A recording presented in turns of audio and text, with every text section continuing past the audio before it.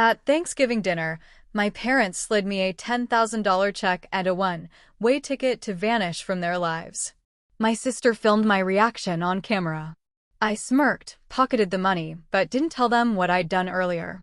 Can you even imagine sitting at your own family's Thanksgiving dinner, surrounded by everyone you're supposed to love, only for them to tell you you're an embarrassment? That you need to disappear? They handed me a plane ticket and a check, thinking they were finally getting rid of their biggest problem. What they didn't know: I'd just sold my company for $8.5 million, and their little gift was about to become the biggest mistake of their lives. It was Thanksgiving. My dad, booming across the table like he was making a presidential address, declared, "We thought it was time we had a talk about your future, Ella." His voice was like a saw, tearing right through the comfortable hum of family chatter. I looked up from my untouched plate, turkey, sweet potatoes, all suddenly tasting like ash in my mouth, and my gut twisted. I knew what was coming. Everyone was there, the whole Portland crew, my younger sister Chloe and her husband, Hunter, my aunt and uncle, some cousins I hadn't genuinely spoken to in years. Forks froze midair. It was like they were all watching a perfectly orchestrated play, waiting for my part. My mom, her smile tight and fake, the kind that never quite reached her eyes, slid an envelope across the gleaming mahogany. It landed by my water glass with a soft, ominous thud. "Your father and I," she purred, her voice dripping with that familiar condescension. "We've been talking. We think you need a fresh start. Somewhere far away. Somewhere you can finally figure things out. Somewhere far from here." The words echoed in my head, a chilling mantra. My heart hammered against my ribs, but I kept my face a mask. Years of being the family disappointment had taught me to hide every crack in my composure. "What is this?" I asked, my voice barely a whisper. Across from me, Chloe grinned, pulling out her phone. The telltale red light glowed. Of course! She was recording. She wanted to capture every single second of my public humiliation, the moment her loser sister finally got banished. My dad cleared his throat. "Open it." Slowly, deliberately, I reached for the envelope, feeling the suffocating weight of every eye in the room. Inside, a check for $10,000. And a one-way plane ticket to Austin, Texas, dated for the following Monday. $10,000, my mom announced, like she was bestowing some royal treasure. "That should be more than enough to get you settled somewhere new. We picked Austin. It's affordable, full of opportunities for people like you." People like me. The phrase was a punch to the gut. It stung, burned, but I refused to let it show. "We think it's best if you leave Portland, Ella," my dad added, his tone softening only slightly. "You've been struggling here for years. Your little tech thing hasn't gone anywhere. You're 29, still living like a college student.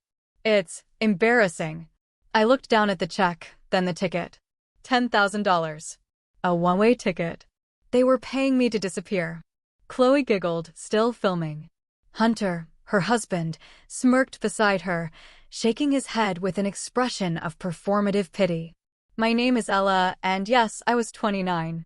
For as long as I could remember, I was the family disappointment.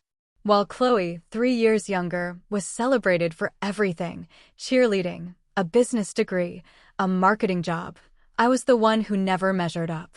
Too quiet. Too awkward. Too obsessed with computers and code. I didn't fit their mold.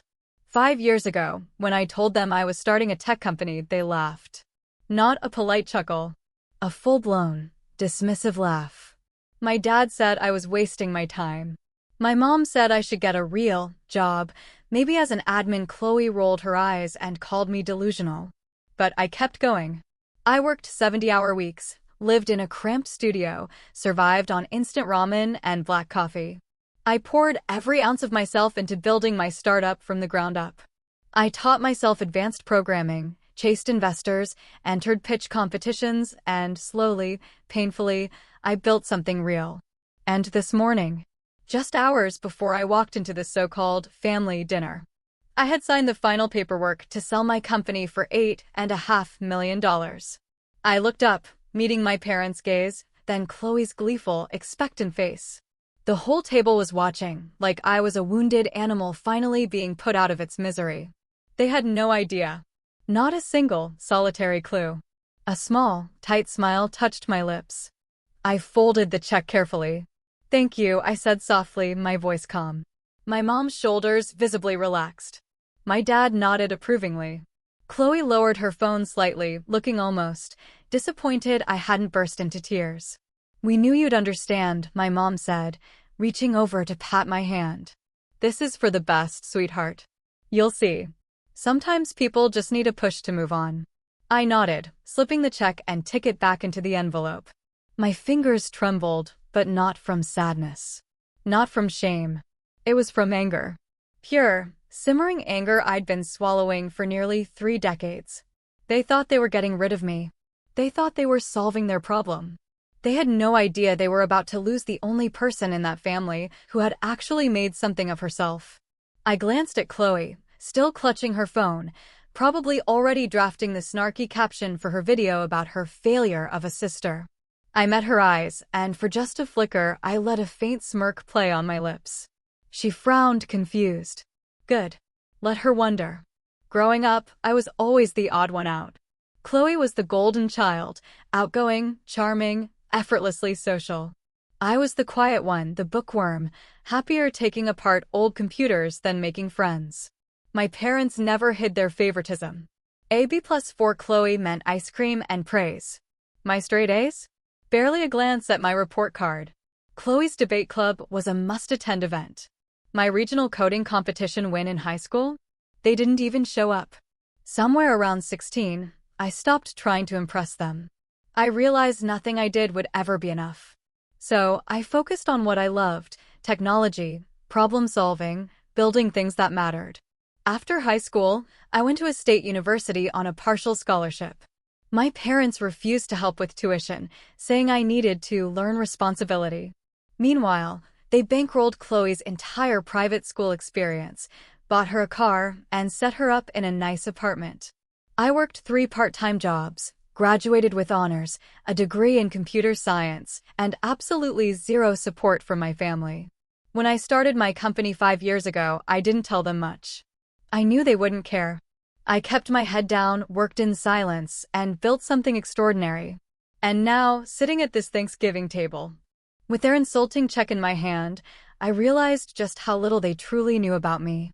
My mom was droning on about Austin's vibrant young professional scene, how I might finally meet some nice people. I tuned her out, her voice a distant buzz. My mind was on the acquisition contract, signed and finalized. On the $8.5 million that would hit my account in 2 weeks. On the future I was about to step into, a future they had no part in. Chloe put her phone down, looking smug. She thought she'd won. She thought she'd captured my defeat. She had no idea what was coming. I had always been invisible to them. Even now, discussing my life like I wasn't even sitting there. They saw only what they wanted to see. A failure, a disappointment, someone to be managed and moved along. But I wasn't invisible anymore. I had built something they couldn't understand. Achieved something they couldn't imagine. And soon, very soon, they were going to realize exactly who I was. I tucked the envelope into my purse and stood up. "Where are you going?" my mother asked, startled. "Just getting some air," I said, my voice calm. "I'll be back in a minute." I walked out onto the back porch, letting the cool November air fill my lungs. The city lights of Portland glittered in the distance, and for the first time in years, I felt truly free. They wanted me gone. Fine. I would leave. But not the way they expected. I pulled out my phone and opened my email. There it was, at the top of my inbox. Acquisition finalized. "Congratulations, Ella." I smiled. Let them think they won. Let them believe they had finally gotten rid of their embarrassing daughter. Let Chloe post her stupid video. Because in a few days, the news would break. And when it did, their entire world was going to shatter. I slipped my phone back into my pocket and returned to the table, my face carefully neutral. "Everything okay?" my father asked. "Everything's perfect," I said. And I meant it. Dinner dragged on. I barely tasted the food, my mind already miles away, planning my next steps. I would cash their check. Why not? It was the least they owed me after years of neglect. I would use their plane ticket and go to Austin, Not because they wanted me to, but because I'd always wanted to live somewhere new, somewhere I could start fresh without the weight of their judgment. But first, I would let them sit in their arrogance a little longer. I would let them think they had solved their problem. And then, I would let the truth come crashing down on them like a tidal wave. Chloe glanced at me, her expression still smug. I met her gaze and smiled sweetly. She looked away, uncomfortable. Perfect. The storm was coming, and I couldn't wait to watch them drown in it. When I think back on it, I can pinpoint the exact moments I should have realized they would never see me. Like the 8th grade science fair where I built a functioning robot from spare parts. I won first place. My parents? They were at Chloe's soccer game, watching her sit on the bench for 90 minutes. Or my high school graduation. I was valedictorian. My mom complained the entire time the ceremony was too long. She had a headache. Chloe didn't even bother to show up. Then there was the day I got my acceptance letter to the state university, with a partial scholarship. My father glanced at it and said, "Well, I hope you're planning to cover the rest yourself." And 3 years into building my startup, I tried one last time to share my progress. I showed up at Sunday dinner with a prototype of my software, so excited. My father barely looked up from his newspaper. My mother asked if I'd considered a job with benefits. Chloe laughed and said I was wasting my time. That was it. That was the last time I tried to include them in my life. I stopped going to family dinners. I stopped calling. I stopped hoping they would ever be proud of me. And I poured all that hurt, all that rejection, into my work. Every line of code was an act of defiance. Every investor meeting was proof I was more than they believed. Every milestone my company reached was a step further away from the girl they thought I was. By the time I walked into that Thanksgiving dinner, I had already left them behind in every way that mattered.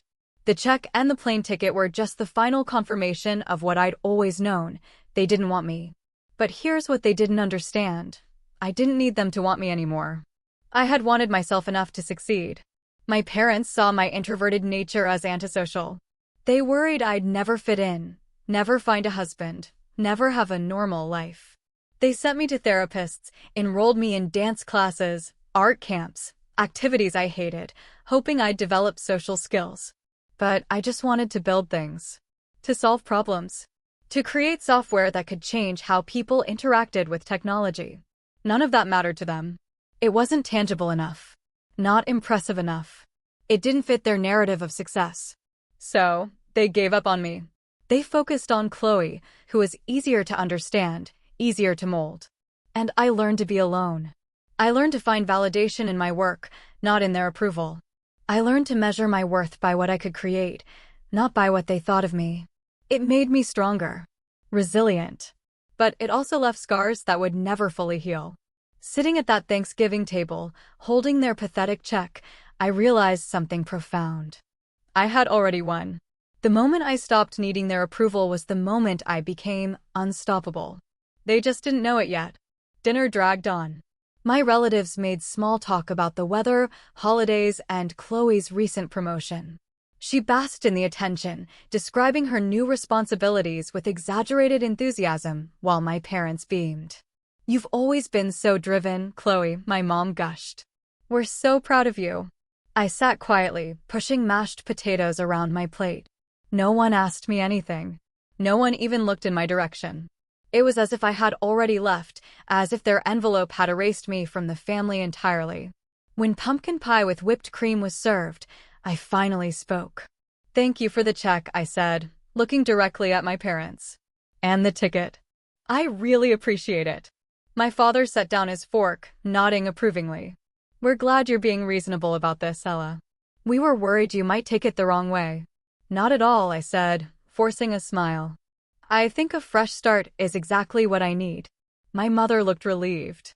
"I'm so glad you understand, sweetheart. This is truly for the best. You've been stuck in Portland too long, spinning your wheels. A change of scenery will do you good." Chloe snorted softly. "Yeah, maybe you'll actually find something that works out for once." I turned to her, my smile never wavering. "Maybe?" She looked away, clearly unsettled by my calm demeanor. She'd expected tears, anger, defeat. Instead, I was agreeable, even pleasant. It threw her off balance. "Good. Let her squirm. Hunter leaned back, swirling his wine. Honestly, Ella, this is probably the best thing that could happen to you.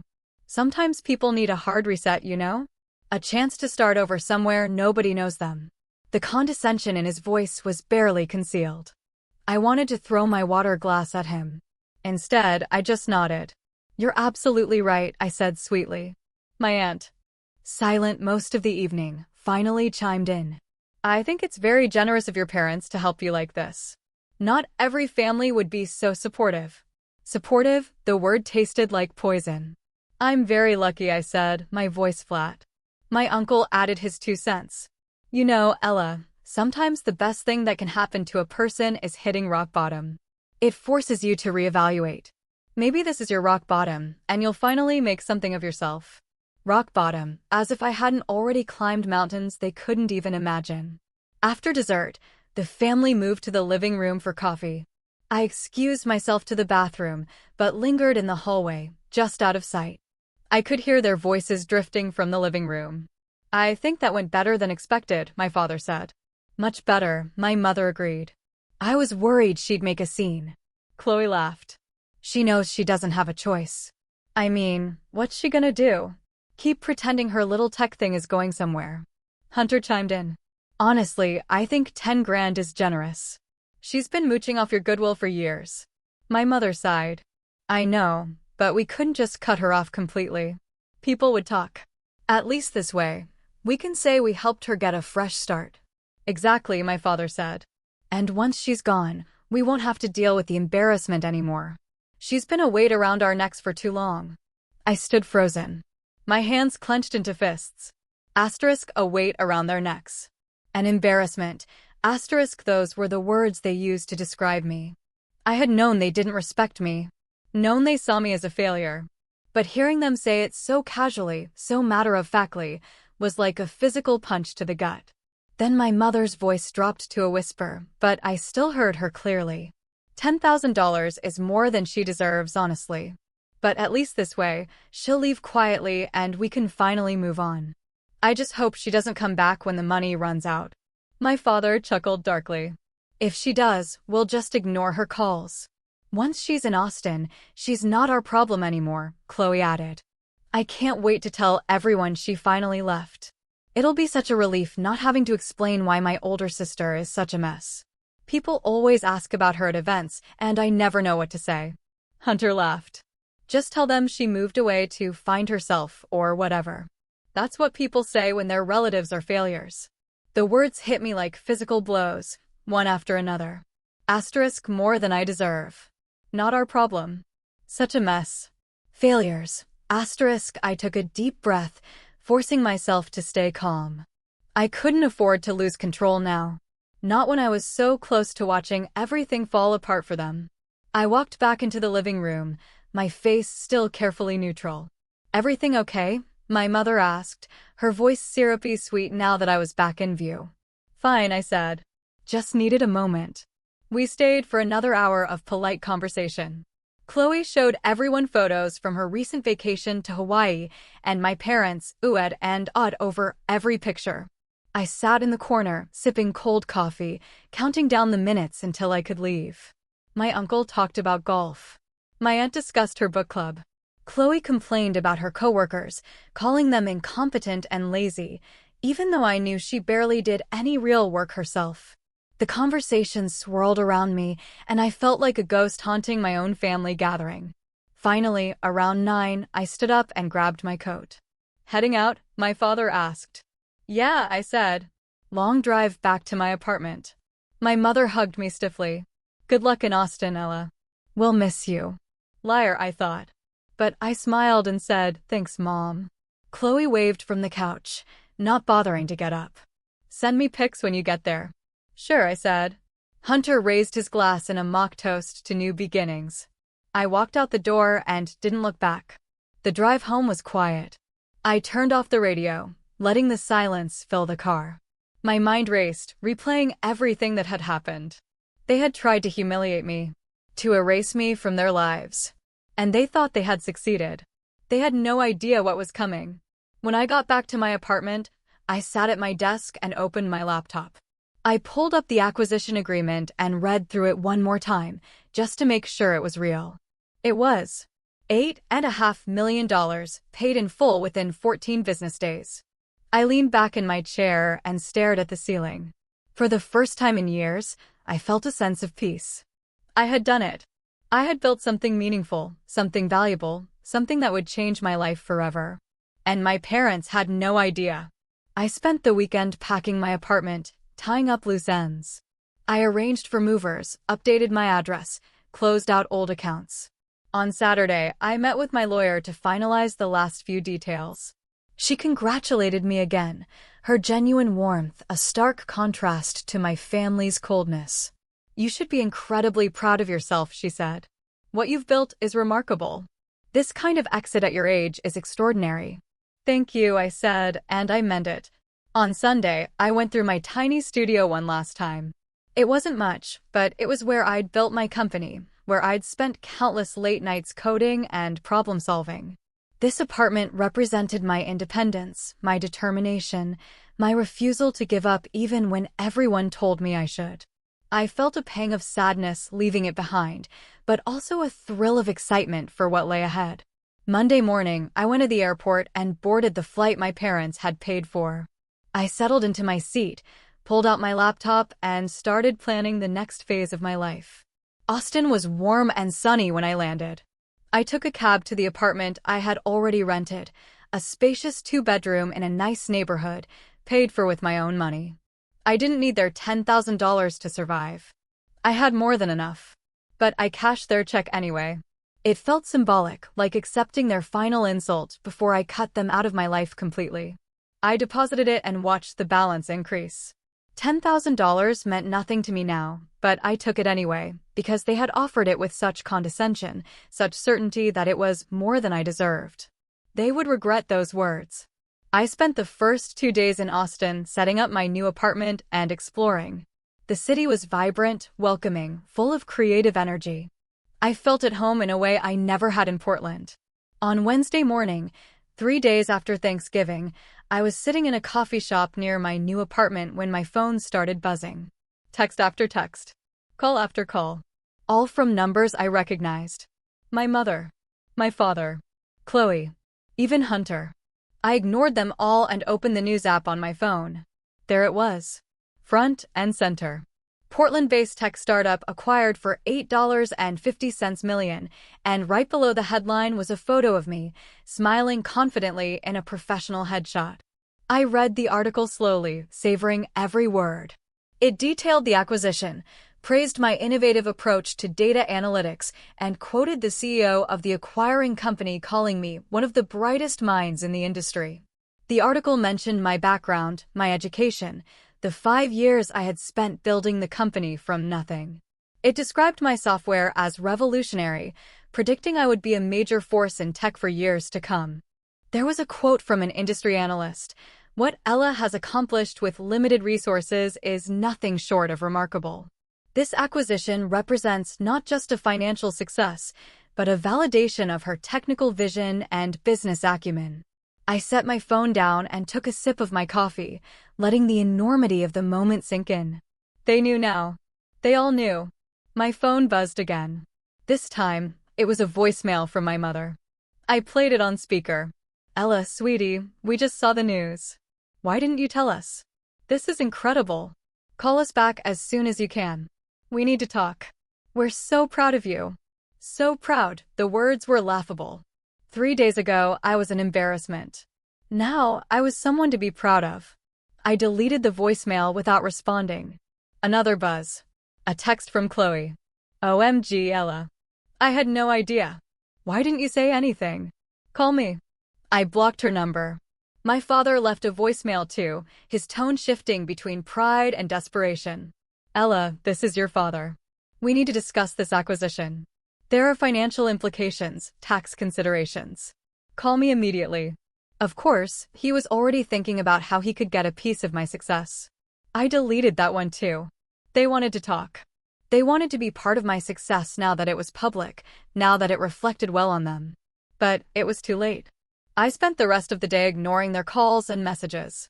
I turned off my phone and went for a walk, enjoying the warm Texas sun and the anonymity of a new city where nobody knew me as the family failure. That evening, I finally turned my phone back on. 67 missed calls. Over 150 text messages. I scrolled through them, reading the desperation in their words. My mother, please call us back. We're worried about you. We need to celebrate together. My father, we need to talk about your future. This is important. There are opportunities we should discuss. Chloe, you can't just ignore us. We're your family. I'm your sister. We should be celebrating together. I laughed bitterly. Family. They wanted to claim me now that I was worth something, now that I had value. But where were they when I was struggling? Where were they when I was working 3 jobs to pay for college? Where were they when I poured my heart and soul into building my company? They were nowhere.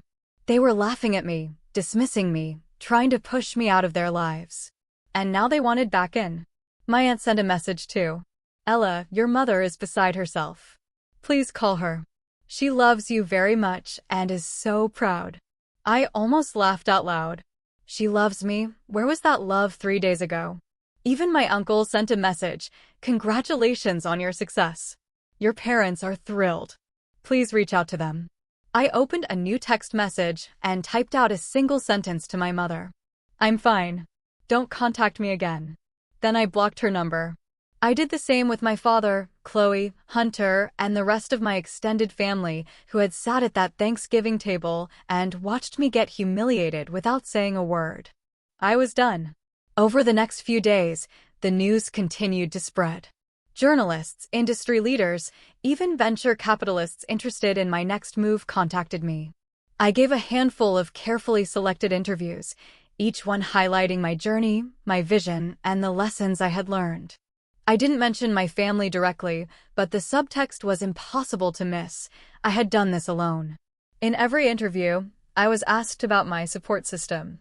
They've been very supportive, I lied smoothly, keeping my expression neutral. I'm grateful for the foundation they provided. I didn't owe them honesty. I didn't owe them anything. And I certainly wasn't going to give them the satisfaction of publicly acknowledging their rejection. Let them read between the lines.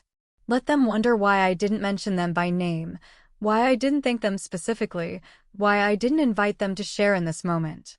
Meanwhile, my parents' desperation grew exponentially. They started reaching out through mutual acquaintances, trying to get messages to me.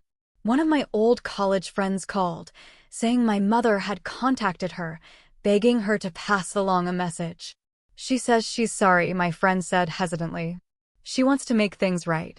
She said there was a misunderstanding. Tell her it's too late, I replied calmly. My friend hesitated. Ella, are you sure? I mean, they're your parents. Maybe they deserve another chance. They stopped being my parents a long time ago, I said quietly. They made their choice. Now I'm making mine. She didn't push further, sensing the finality in my voice. A week after the news broke, I received a letter in the mail. It was from my mother, handwritten on expensive stationery, the kind she reserved for thank you notes to people she wanted to impress.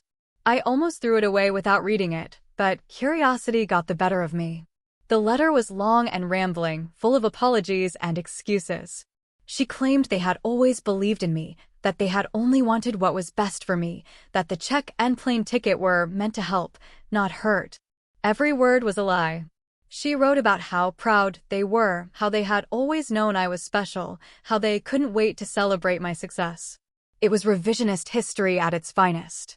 She was rewriting the past to fit the present, pretending that years of neglect and dismissal had never happened.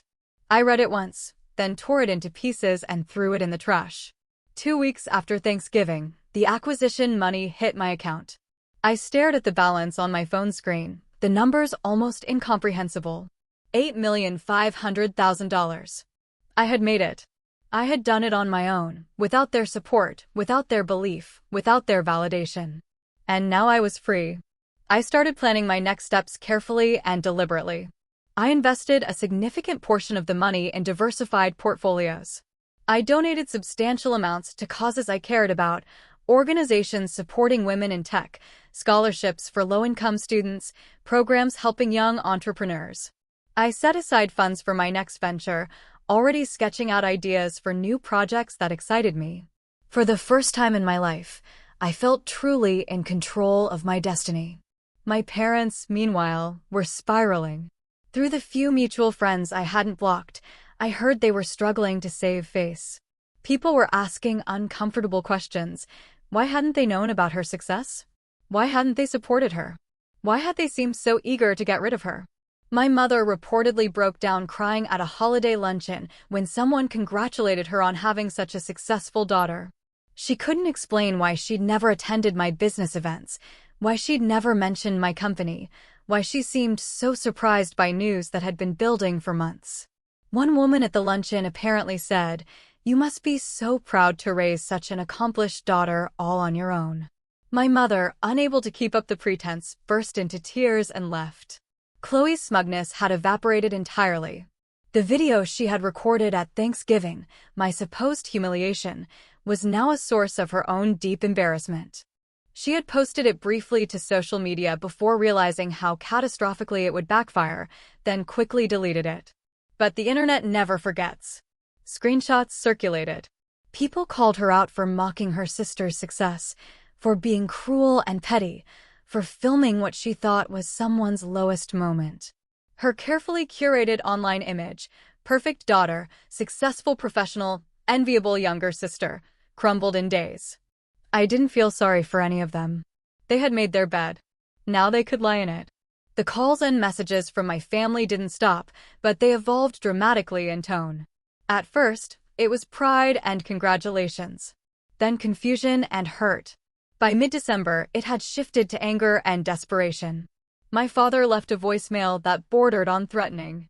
"Ella, you need to call me back. We deserve to be part of this conversation. You wouldn't have gotten here without us raising you. You owe us that much. Don't forget where you came from." I listened once, then deleted it. He was wrong. I didn't owe them anything. If anything, I had gotten here in spite of them, not because of them. Chloe tried a different approach. She sent me a long, rambling email apologizing for everything. She claimed she'd been jealous, that she'd always felt pressure, that she never meant to hurt me. She begged me to forgive her and let her be part of my life again.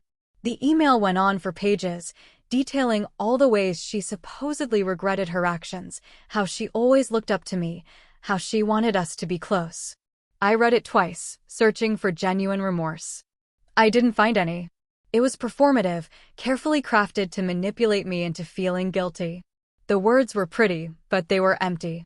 She didn't apologize for specific actions, just vague mistakes. She didn't acknowledge what she had actually done wrong. I archived it without responding.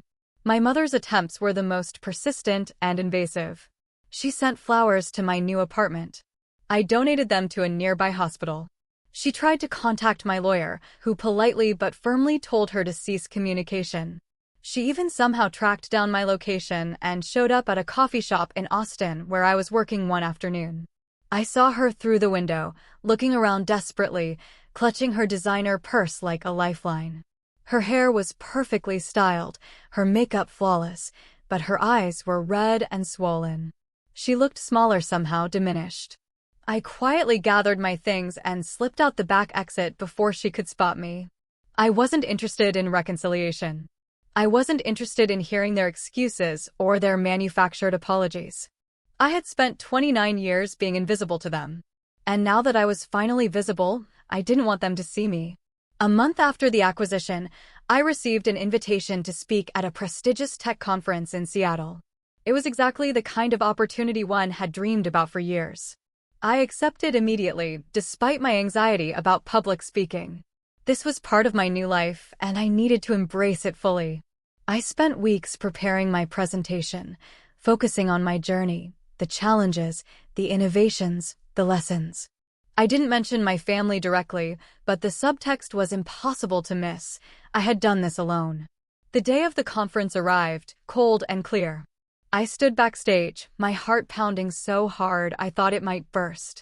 But beneath the nerves was something else, excitement, pride, and a fierce determination to own my story. When my name was called, I walked onto the stage to thunderous applause. The auditorium was packed, entrepreneurs, investors, developers, industry leaders, over 2,000 people. I looked out at the sea of faces and felt a surge of something I had rarely experienced: belonging.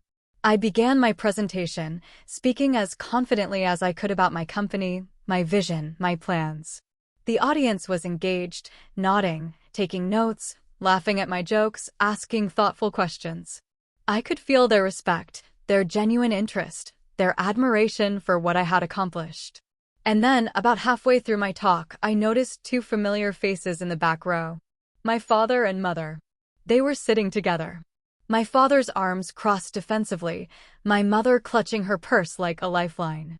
They watched me with expressions that mixed hope, desperation, and something that might have been shame. I froze for just a split second, my breath catching. How had they found out?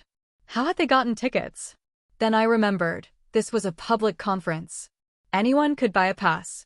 I took a deep breath and continued my presentation, refusing to let their presence derail me. I didn't look at them again. I focused on the people who actually cared about what I had to say. The people who saw me as a successful entrepreneur, rather than a disappointing daughter. When I finished, the applause was deafening.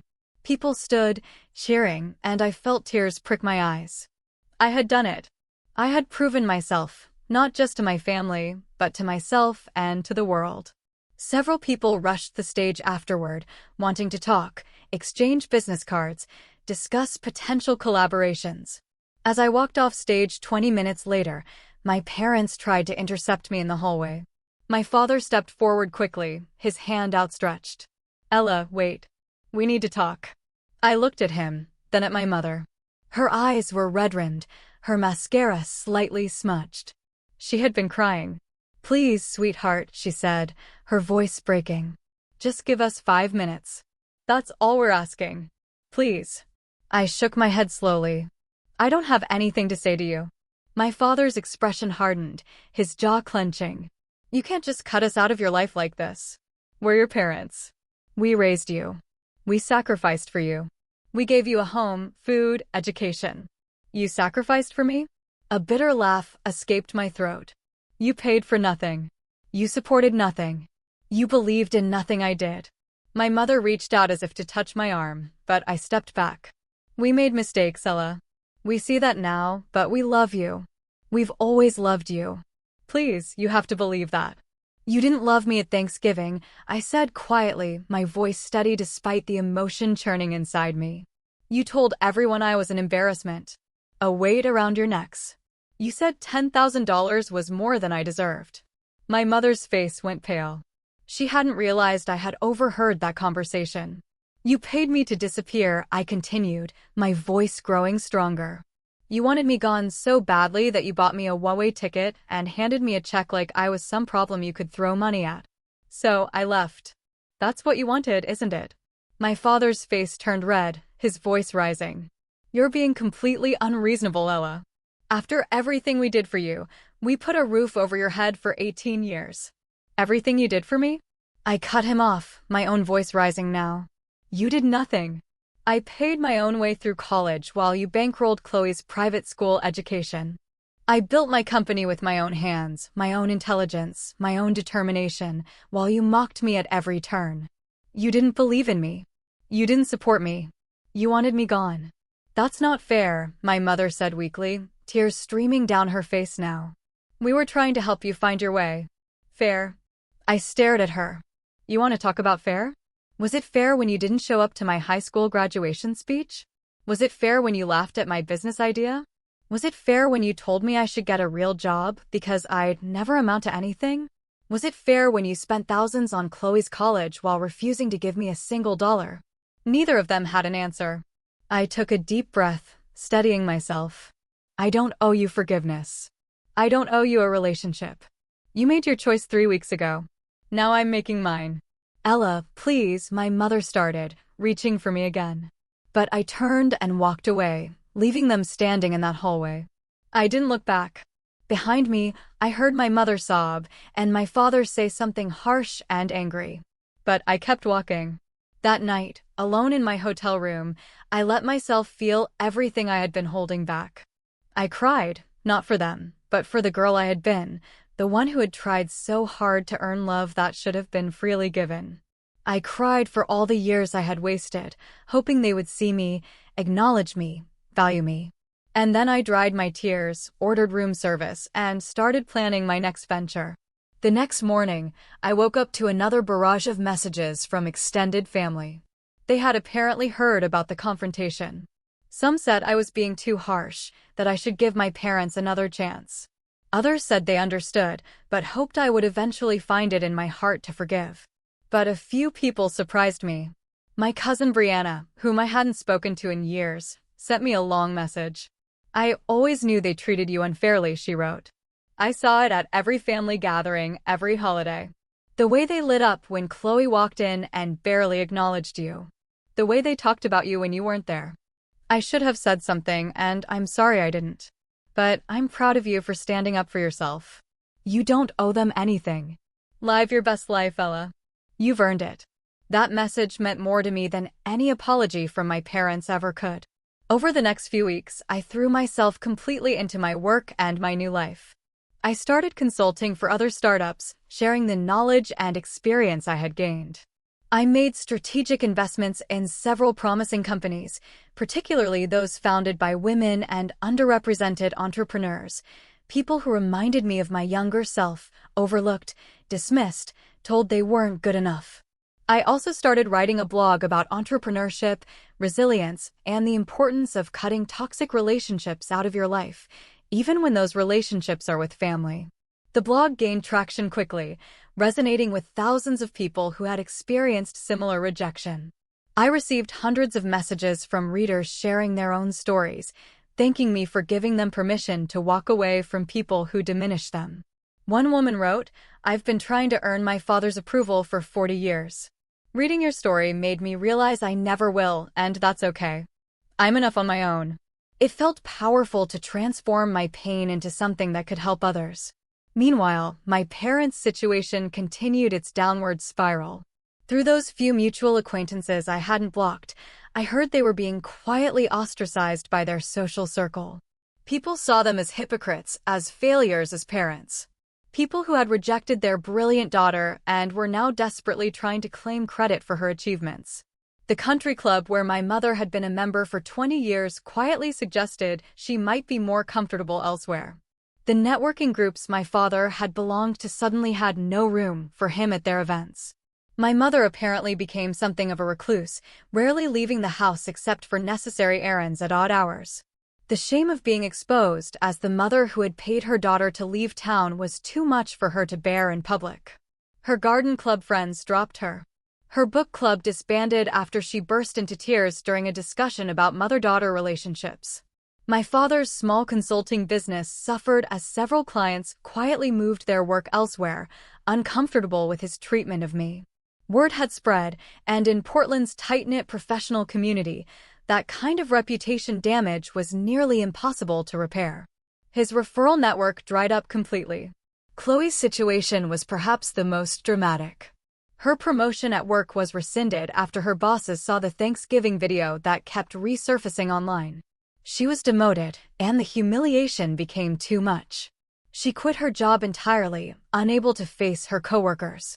Hunter left her shortly after, citing her family drama and her own cruelty as reasons he couldn't stay. Their divorce was swift and brutal. He kept the condo, she moved back in with our parents. I heard through the grapevine that the three of them were now living together in quiet misery, each blaming the others for the situation they found themselves in.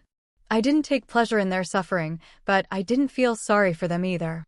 They had created this situation through their own choices, their own cruelty, their own arrogance. 6 months after Thanksgiving, I was sitting in my beautiful new home in Austin, a house I had purchased outright with my acquisition money, when my phone rang from an unknown number. Something told me to answer. "Hello, Ella. It's your father." I should have hung up immediately, but curiosity won out. "What do you want?" There was a long pause, then a heavy sigh. "I wanted to apologize. Truly, genuinely apologize. Not because I want something from you, but because I need you to know that I was wrong." I said nothing, waiting. "Your mother and I have been doing a lot of reflecting over these past months.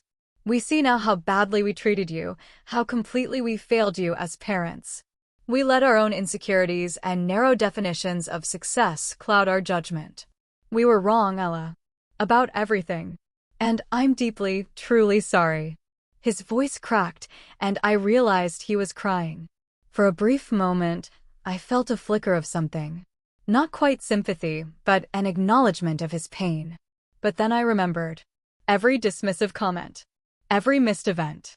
Every time they had chosen Chloe over me. Every moment they had made me feel worthless. "I appreciate the apology," I said quietly, my voice steady, "but it doesn't change anything." "I understand," he said, his voice thick with emotion. "I don't expect you to forgive us. I don't expect you to welcome us back into your life. I just needed you to know that we're sorry. That we see what we did. That we failed you in every way. Parents should never fail a child." "You did," I agreed simply. "Your mother wanted to call herself, but she couldn't stop crying. Chloe wanted to reach out too. We're all dealing with the consequences of our actions." "Good," I said. "You should be." There was a long silence.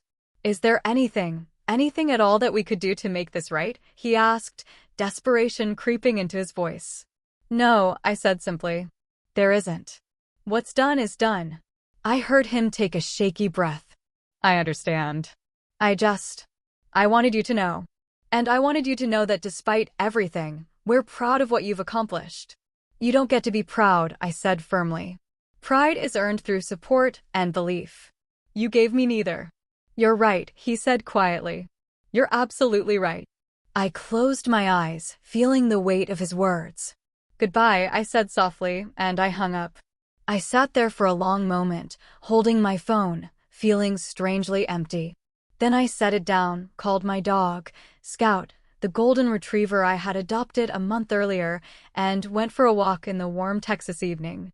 As the months continued to pass, I built a life I was genuinely proud of. I bought that house in Austin, large windows that let in floods of natural light, a backyard where Scout could run and play, and a home office where I could work on my new projects.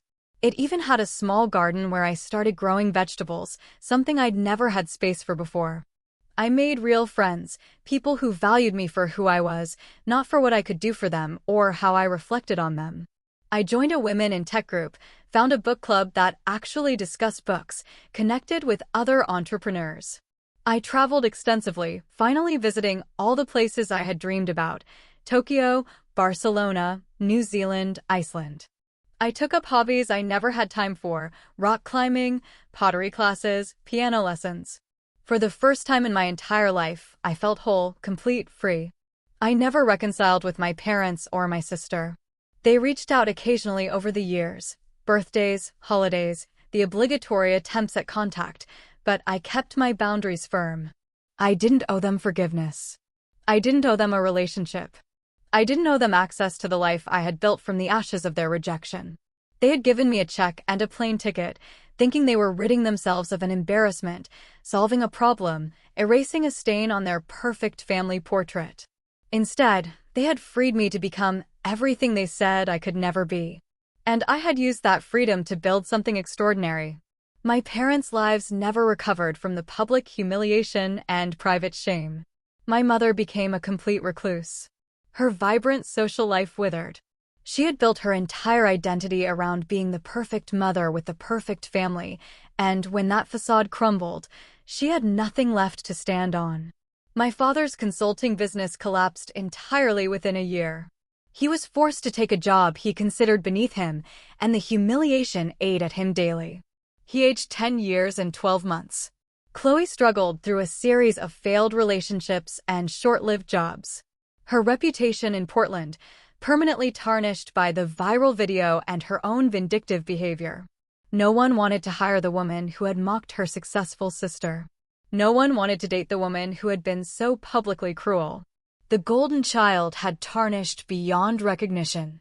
Unable to escape the shadow of her own cruelty, she eventually left Portland, moving to a small town in Montana, working at a grocery store and living in a studio apartment that made my old place look like a palace. The family that had once looked down on me with such contempt now carried the weight of their choices every single day. Their lives were a testament to the consequences of valuing image over integrity, cruelty over kindness, and pride over love. As for me, I stood in my sun-filled home office in Austin, looking at the vision board I had created for my next venture, a platform to connect underrepresented entrepreneurs with resources and mentorship. Scout was sleeping peacefully at my feet. I had built a life beyond their comprehension, achieved success beyond their imagination, and found peace beyond their reach. The revenge I had taken wasn't loud or dramatic. It was simply becoming everything they said I could never be, and doing it completely without them. I had learned that the best revenge wasn't destruction. It was success so complete that their absence from my life became the punishment they inflicted upon themselves. And as I sat down to work on my next project, surrounded by the life I had built with my own hands, my own mind, my own determination, I realized that the girl who had sat at that Thanksgiving table, clutching a check and a plane ticket, had finally, truly, completely found her way home. So, tell me, has anyone ever tried to dismiss you like this? What would you have done in my place when your family gave you that one-way ticket? Share your thoughts in the comments below. I'm genuinely curious to hear what you all think.